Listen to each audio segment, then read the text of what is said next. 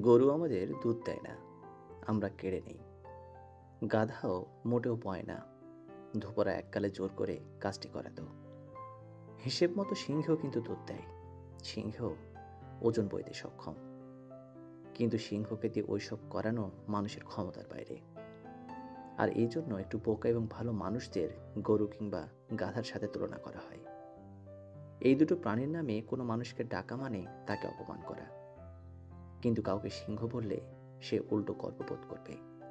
সে সিংহ যে আজ অবধি মানুষের উপকার করল না, যার সামনে মানুষ গেলে মুহূর্তের মধ্যে পরপারে চলে যাবে। সেই সিংহ হচ্ছে মানুষের চোখে মহারাজা।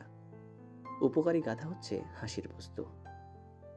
আসলে অতিরিক্ত ভালো হওয়ার সমস্যা এটাই, অতিরিক্ত ভালো মানুষরা কারো কাছে গুরুত্ব পায় না।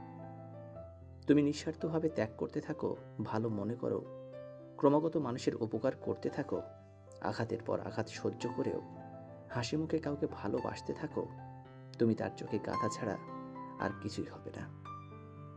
যদি মনে করো সে একদিন এগুলোর মূল্য বুঝবে, তাহলে তুমি সত্যি গাধা।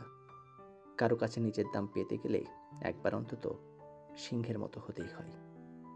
ধন্যবাদ।